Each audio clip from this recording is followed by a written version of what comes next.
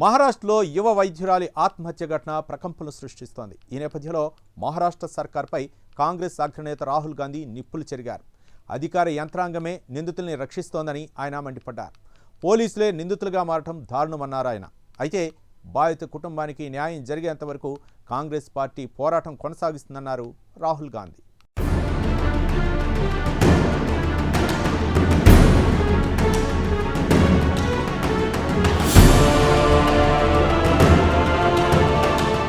మహారాష్ట్రలో ఓ మహిళా డాక్టర్ ఆత్మహత్య చేసుకున్న సంఘటనపై కాంగ్రెస్ అగ్రనేత రాహుల్ గాంధీ స్పందించారు. ఈ సందర్భంగా దేవేంద్ర ఫడ్నవీస్ నాయకత్వంలో మహారాష్ట్ర సర్కార్పై ఆయన నిప్పులు చెరిగారు. మహారాష్ట్రలో అధికార యంత్రాంగమే నిందితులను రక్షిస్తోందని మండిపడ్డారు.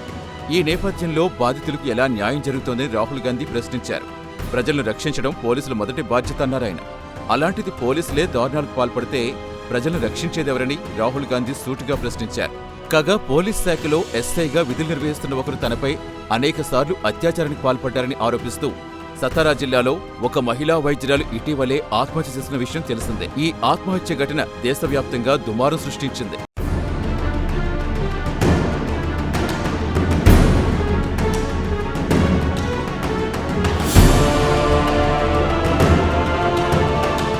కాగా న్యాయం కోసం మృతురాలి కుటుంబ సభ్యులు పోరాడుతుంటే వారి వైపు కన్నెత్తి కూడా మహారాష్ట్రలో దేవేంద్ర ఫడ్నవీస్ సర్కారు చూడటం లేదని రాహుల్ గాంధీ ఘాటు ఆరోపణలు చేశారు.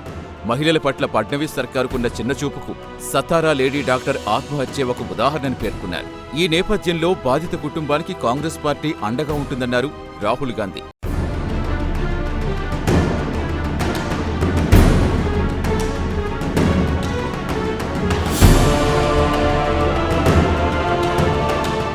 కాగా వైద్య పరీక్షలకు తీసుకురాకుండానే నిందితులకు ఫిట్నెస్ సర్టిఫికెట్స్ జారీ చేయాలంటూ పోలీసులు ఇతర అధికారులు డాక్టర్లపై ఒత్తిడి తీసుకురావడం ఇటీవల కాలంలో మహారాష్ట్రలో ఎక్కువయ్యాయని రాహుల్ గాంధీ పేర్కొన్నారు.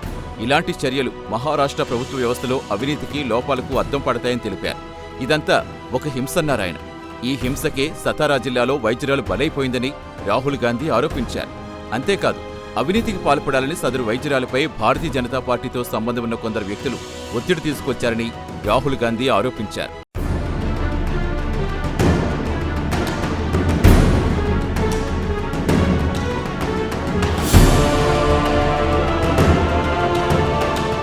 కాగా వైద్యురాలు రాసిన సూసైడ్ నోట్ ఆధారంగా పోలీసులు విచారణ చేపట్టారు. సాఫ్ట్వేర్ ఇంజనీర్ ప్రశాంత్ కుమార్ అలాగే ఎస్ఐ గోపాల్ను పోలీసులు అరెస్ట్ చేశారు. అంతేకాదు మిగిలిన వారిని కూడా త్వరలో అరెస్ట్ చేస్తామన్నారు పోలీసులు.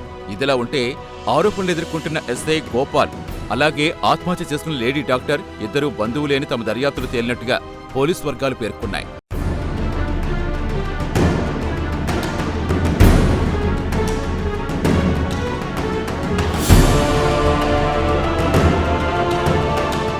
కాగా లేడీ డాక్టర్ సూసైడ్ నోట్లో ఒక ఎంపీ ప్రస్తావన కూడా ఉంది. సదరు ఎంపీపై సూసైడ్ నోట్లో ఆమె కొన్ని ఆరోపణలు చేశారు. ఈ ఆరోపణలు పోలీసులు సీరియస్గా తీసుకున్నారు. ఈ ఆరోపణలపై ఇప్పటికే విచారణ ప్రారంభించినట్టుగా పోలీసు వర్గాలు పేర్కొన్నాయి. విచారణ పూర్తయితే కానీ వాస్తవాలు బయటకు రావని పోలీసు వర్గాలు వెల్లడించాయి.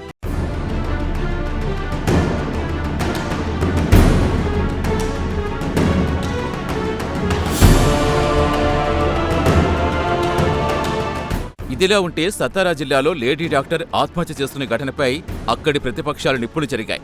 ప్రజల రక్షణ కోసం పోలీస్ యూనిఫామ్ వేసుకున్న ఒక సబ్ ఇన్స్పెక్టర్ పైనే ఆరోపణలు రావటం దారుణంగా ఉందని విపక్షాలు ధ్వజమెత్తాయి. అయితే నిందితుడు ఎస్ఐ కావడంతో అసలు దర్యాప్తు నిష్పక్షపాతంగా జరుగుతుందా అనే అనుమానాలు వస్తున్నాయని ప్రతిపక్షాలు పేర్కొన్నాయి.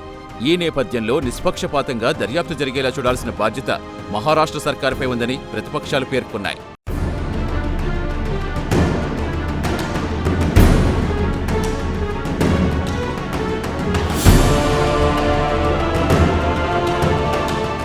ఏది ఏమైనా లేడీ డాక్టర్ ఆత్మహత్య ఘటన మహారాష్ట్ర రాజకీయాల్లో కలకలం రేపింది.